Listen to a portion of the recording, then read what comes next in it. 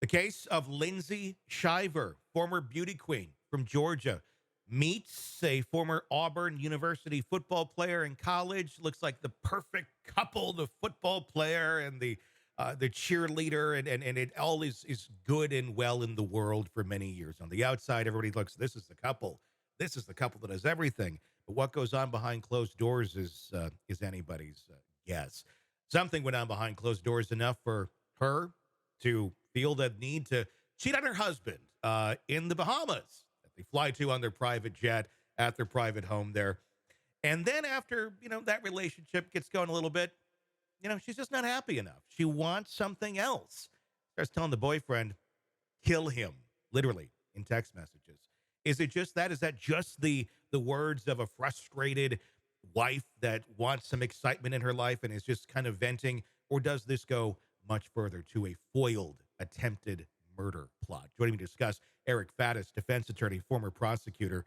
Lindsey Shiver, she is in the Bahamas. She is going to face trial there. So is the boyfriend and the hitman. It's going to be very interesting to see how this is all treated there. What's your take on this case from like a 10,000-foot perspective? This illustrates just that old adage that looks can be deceiving. Like you said, everything looked so idyllic on the outside, but clearly there was some corrosive, toxic stuff going on within these relationships. And looking at that text message, "kill him," if it was just that, if that's all we had. I think some folks might say, "Oh, people pop off and they get upset and they say things." But when we look at the allegations of cooperation, when we look at enlisting other people towards that end, then it starts to become a little more bona fide in the eyes of some in terms of what that text really meant. How much responsibility lies on the different parties in this case? Because Lindsay, beyond just the kill him, sent the boyfriend many pictures of her husband. This is what he looks like. Enough for the boyfriend to get in contact with his friend to say, I'm almost ready to do this. The friend saying, I'm ready to come out of retirement to do this. Apparently, almost hinting that maybe he's done something like this in the past. But Lindsay's the one who's asking these questions. Those two just seem to be having a conversation. It never got to the point of we're gonna go make a hit on him down here at the Piggly Wiggly or something. It was very much, this is what my girlfriend is saying to me. She's the one saying it. So how much comparability comes into play for all these parties? And we are talking about a Bahama court. Yeah, right. And I don't know if hitmen get Social Security after retiring and how that whole thing works. But Yeah.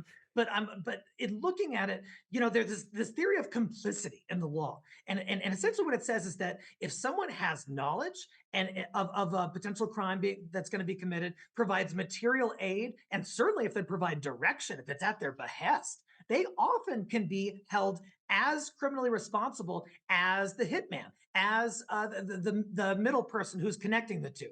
And so, even though Shiver, may not have taken specific actions herself to try to carry out a murder, the fact that she is allegedly at the helm of this is really problematic for her and places her really on the same level as the potential hitman in terms of criminal responsibility. There's a lot of video on this case, police body cam video. One of the videos shows police showing up at their home as the family is getting ready to go on a trip to the Bahamas.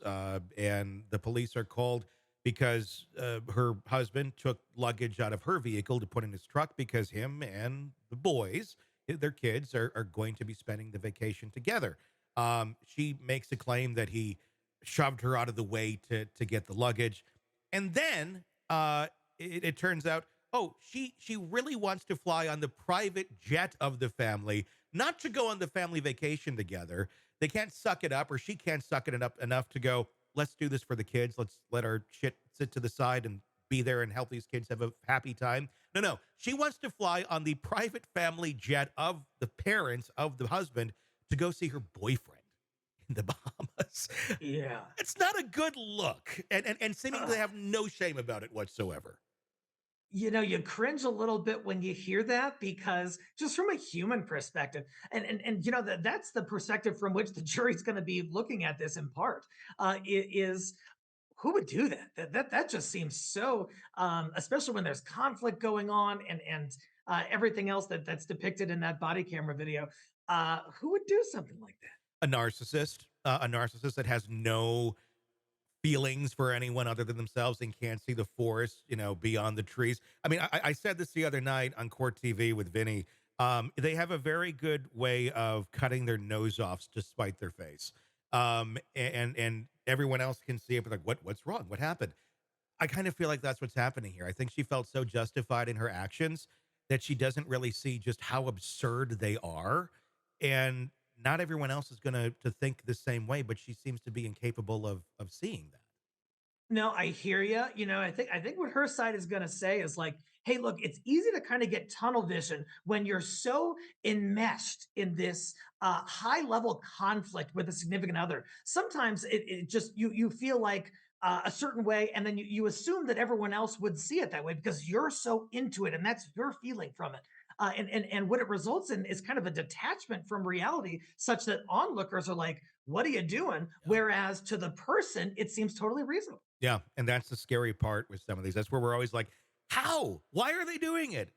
Because that's how they think, and healthy people do not think that way. I always say it: all roads lead to narcissism. I think this is another one that's doing exactly that. Will be fascinating to see how this plays out in the Bahamian court system.